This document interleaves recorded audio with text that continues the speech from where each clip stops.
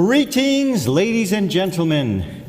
Welcome to our show, Ghosts R N.E.A.R, where we discuss various aspects of the paranormal and paranormal exploration.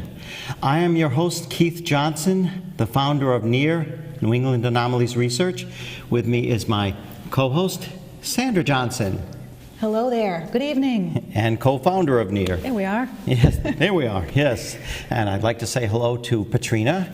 Recently came on one of the ghost tours at Slater Mill. And also to our new viewers in Greece and Prague and getting all over the place there. Hello. I wish we spoke your language. I don't. Tikianis. There we go. That's about it. That's about it. Well, this evening we have a very, very special guest, and where do I begin to describe?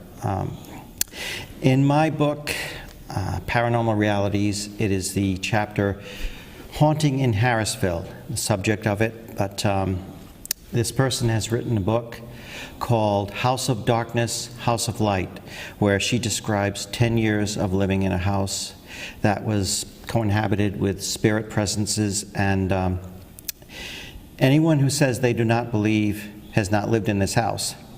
And I would really like to express my heartfelt greetings and welcoming to someone I have not seen in well over 30 years. Miss Andrea Perron, God bless you. Thank you for being here. Thank you so much. Thank you so much for having me. Yeah.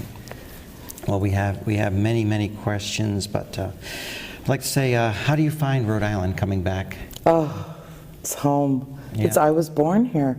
It's my home. It always will be, even if I live in Georgia right now. I needed to relocate to be with my family around me writing this book, because it truly is an intimate portrayal of our family and the decade that we spent living in a house that, as I describe in the book, that was virtually alive with death. And the only way that I felt that I could do it authentically, that I could make sure that each perspective was represented from my entire family, was to be where they were. And of course, the support system that was built into that, and the necessity for midnight conversations, and oh, I remembered this last night over a cup of coffee in the morning, was invaluable to eventually coming up with the whole picture. One of the most delightful things, if I'm just as an aside, one of the most delightful things about coming back to Rhode Island is seeing you again after, it's been 36 years, Keith. Wow. I was 15 years old when I met you.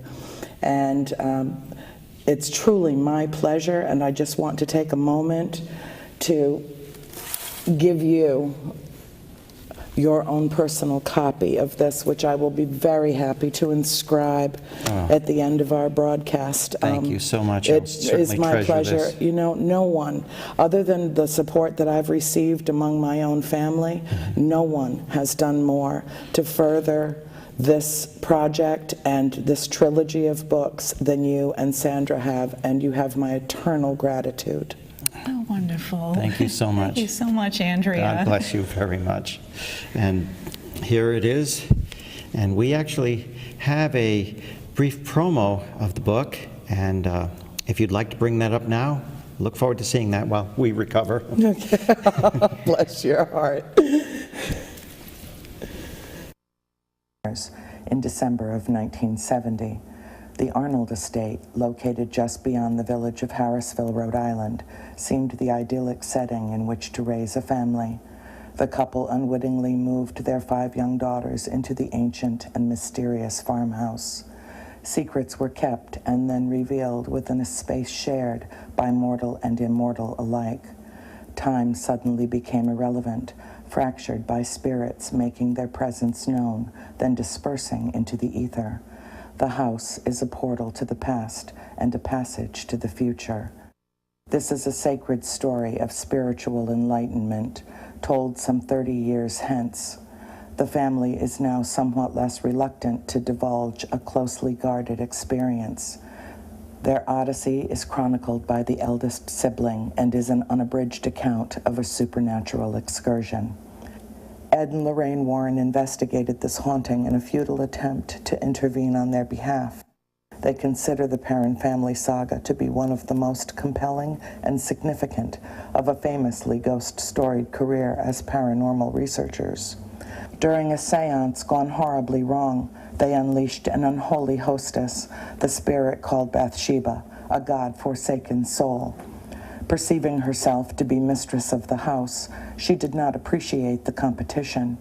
Carolyn had long been under siege, overt threats issued in the form of fire, a mother's greatest fear. It transformed the woman in unimaginable ways. After nearly a decade, the family left a once beloved home behind, though it will never leave them, as each remains haunted by a memory. This tale is an inspiring testament to the resilience of the human spirit on a pathway of discovery, an eternal journey for the living and the dead.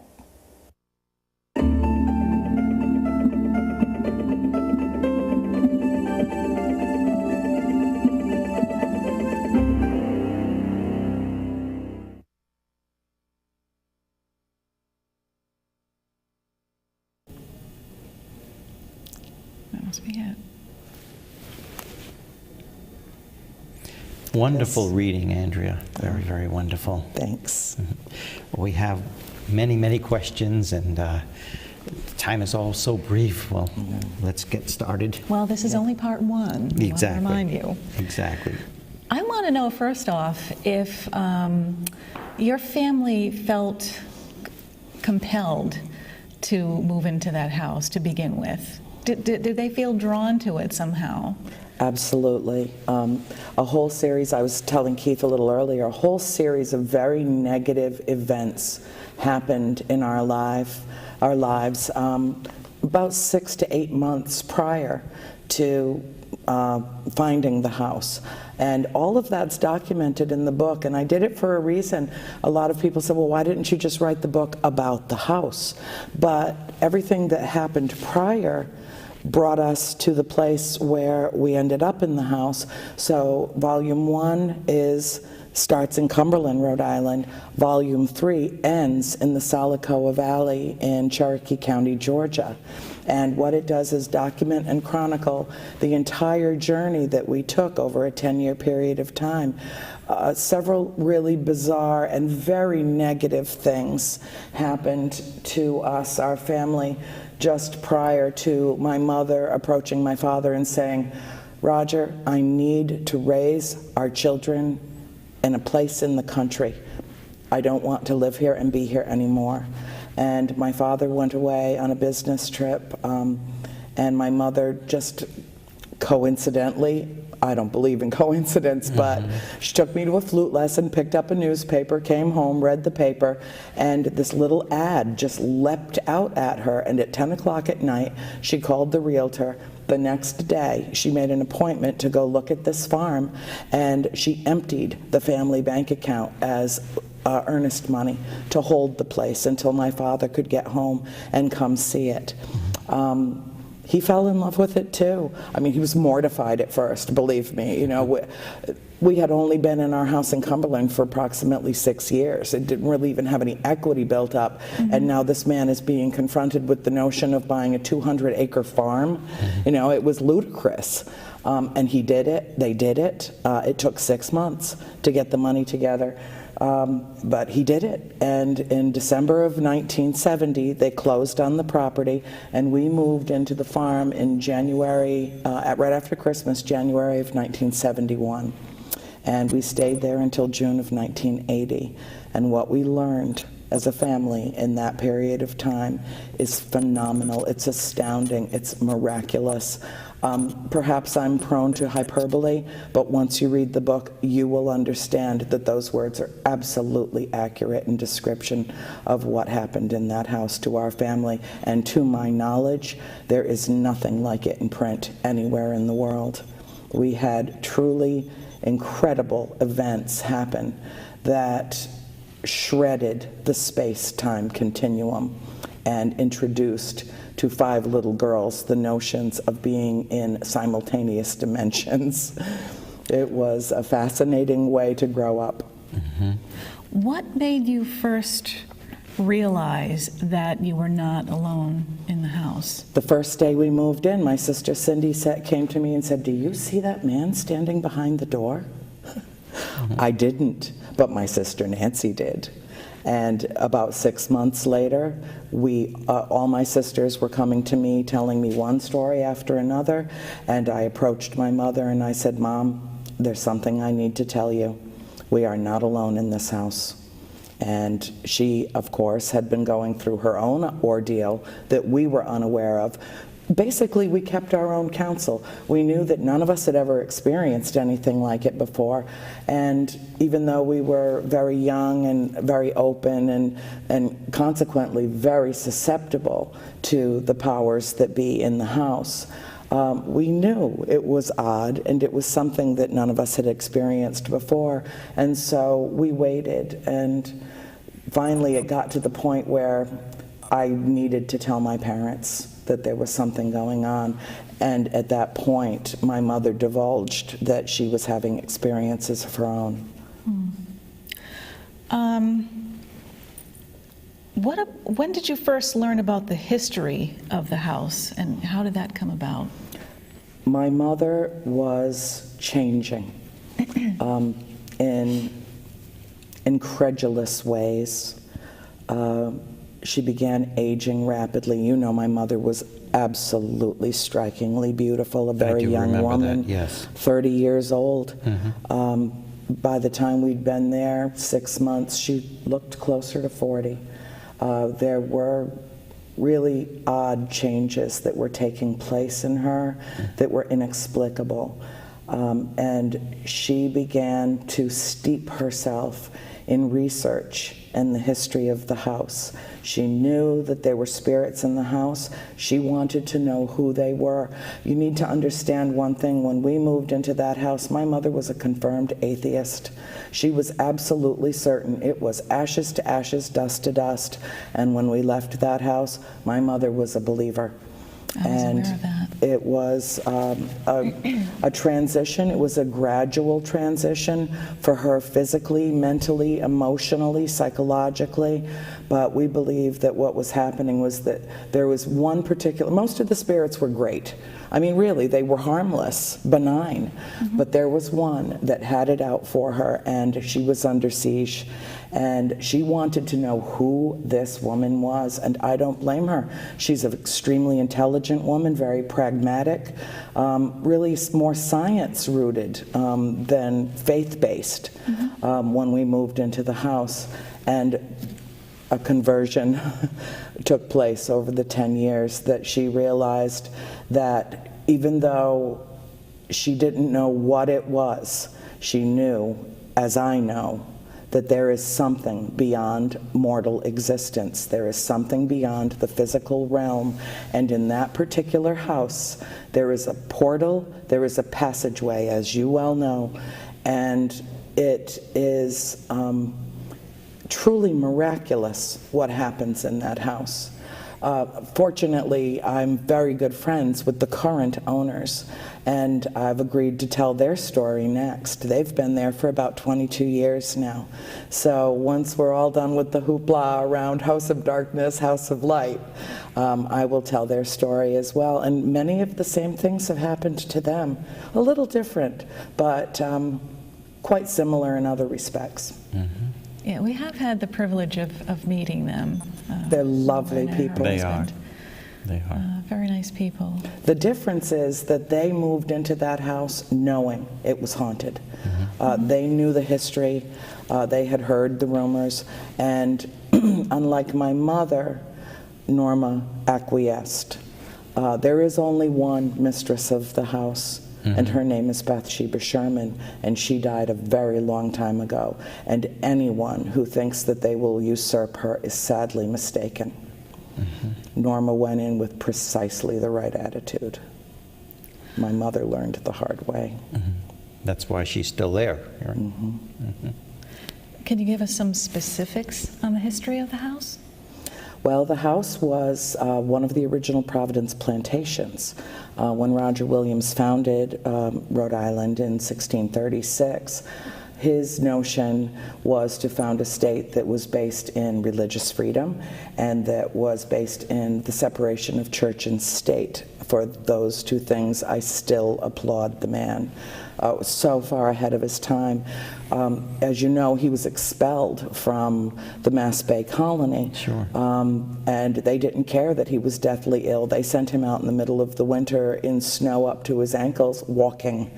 And he found his way to Rhode Island, and others, when the stories got back, were so impressed that they followed him. So a lot of the people that founded the state of Rhode Island are part of the original colonists that came from England, which is why we see names like Arnold, Richardson, Thayer, that are ingrained in our culture in this state, because they were the original families. And the family that originally was deeded this property in 1680 and who inevitably built this particular house was the Richardson family, and there's a very interesting story that goes along with that. Let me not get off track. So the house was begun sometime prior to 1736, but we do know that as it is now, it was completed in 1736 by a Richardson, and in the historical records, the woman that he was married to is identified as Mary, an Indian woman. That's where the Nipmuc tribe was situated, in that valley. So chances are very good that he fell in love with and married an Indian woman. And as far as we know, they were the original owners of the home. Wow. And interestingly about the barn, Yes. the barn, which I know you know well, you've Oh, been yes, in it, yes. is one of the original barns in the state. Is that so? And it survived the hurricane of '38 because it was built by a master shipwright. And its beams are bowed so that it dances with the wind. Is that so? Wow. It survived when so many others did not. Yes. Wow. It's truly fascinating. Yeah. You were coping with a very dire situation, you and your family at the time. How did you cope on a social level, such as in school and in your community? We were all very open children. Our parents raised us to be, there were no boundaries, there were no limitations for us. We were told from birth we could do anything, we could be anything. We were free thinkers. And It so, shows. Does it? Oh, I thought I was so uptight.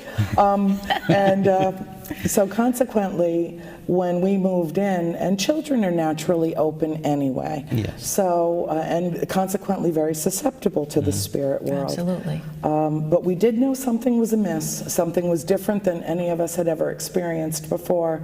And so as we processed it as individuals from age 5 to 12, I was the eldest. My sister April was 5 when we moved into the house. And then the girls started coming to me and telling me what was going on, and then I, of course, divulged it to my parents. It was a process.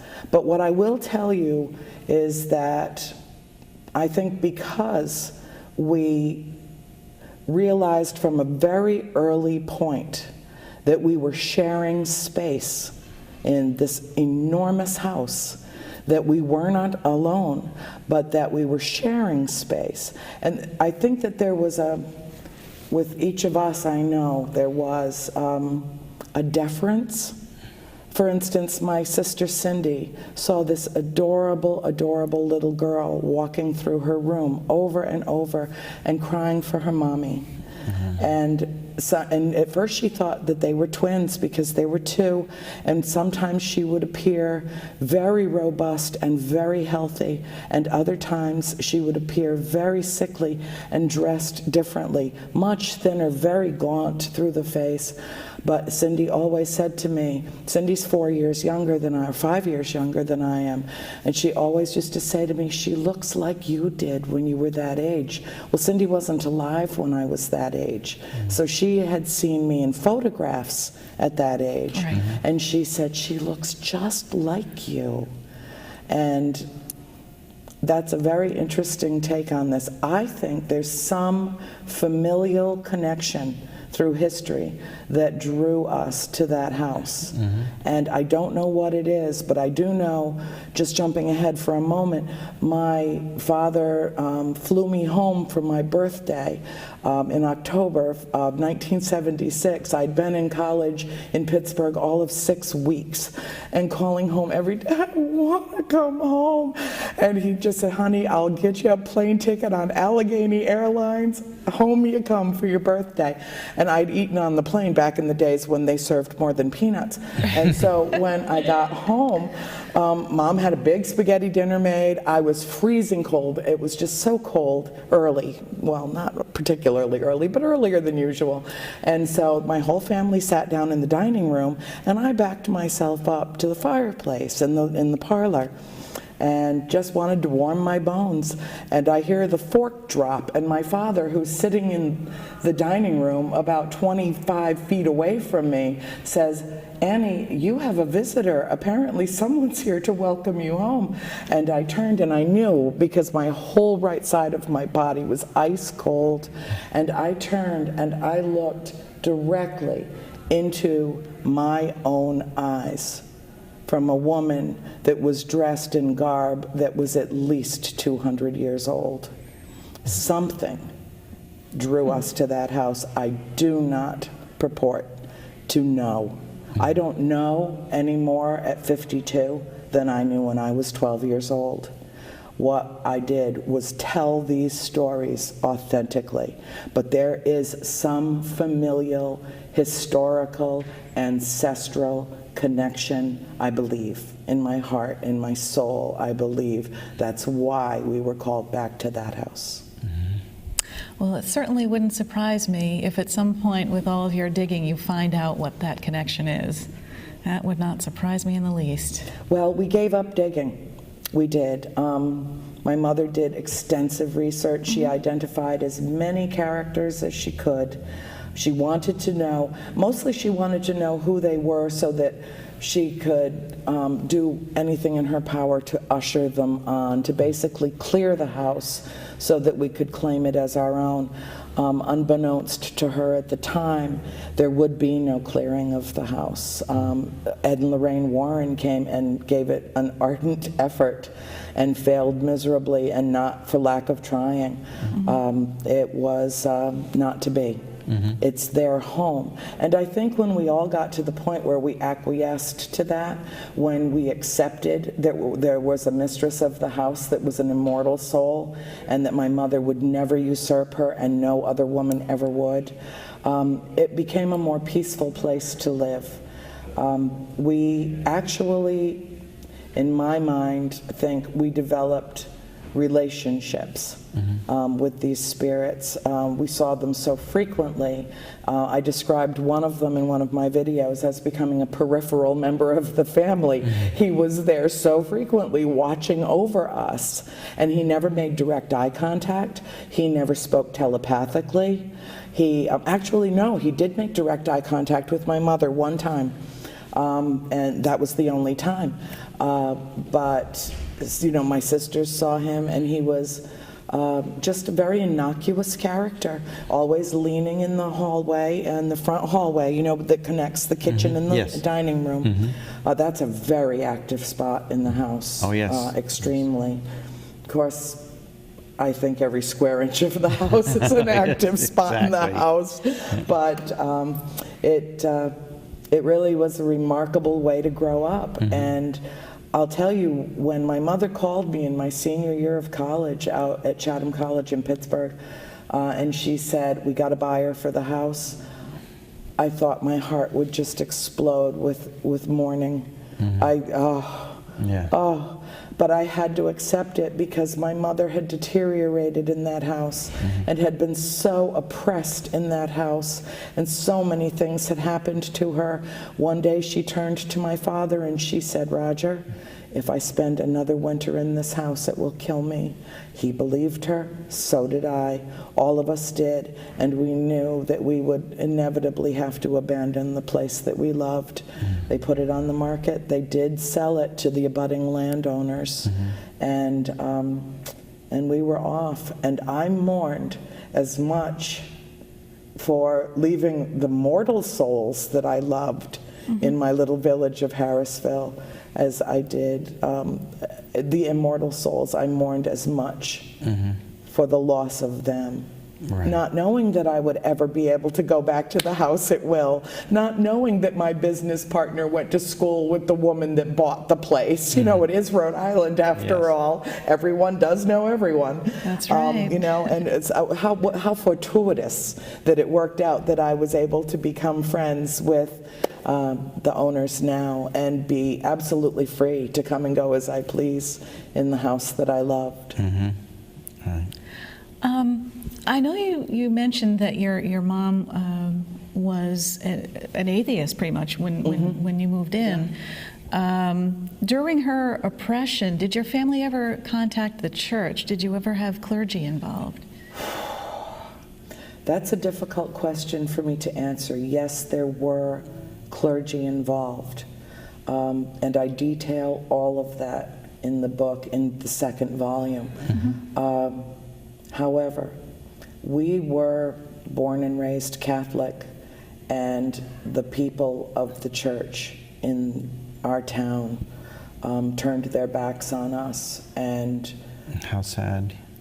the priest didn't want us to attend the church that we began going to. And at that, I mean, we were treated as pagans. We were treated as something less than who we were. And we ended up breaking away from the church. And, you know, I don't have anything personally against the Catholic Church, although I do refer to myself as a recovering Catholic. Anybody can worship any way they please. God knows that's the foundation of the founding of the state. And certainly my personal philosophy, I'm all for anybody worshiping any way that they want to. I found some real discrepancies in terms of, I thought that the church should be supporting us. I believed that they should be helping us with this problem. Yeah. I mean, when you think about demonology, its entire rudimentary founding was in the Catholic Church. And so why didn't they want to step in? Why didn't they want to help? I think that there were many provincial attitudes in the prevailing wisdom of the time, and I think the world has matured a great deal. Yes. Unfortunately, we're almost out of time. And that it's gone by possibly so fast. But we will, believe me, we will do parts 2 and 3. You know, anybody from the studio audience at this time, if you'd like to come up here and meet Andrea Perron in person. Here she is in real life, right with us. We're so blessed. And the book is House of Darkness, Come on down. House of Light, and there's 2 more volumes to come. 2 more volumes to come. But it's not stopping there, right? No, it's not. The Andrea, story continues. God bless you. God bless you so much for coming on. Thank you for having me. Truly, I appreciate it. And I have plenty more questions for next time. Exactly. Great. Come on up. Hi. Yeah. Oh, it's so nice to meet you, Well, again, darling. thank you so much, ladies and gentlemen. God bless you for being here. Stay safe.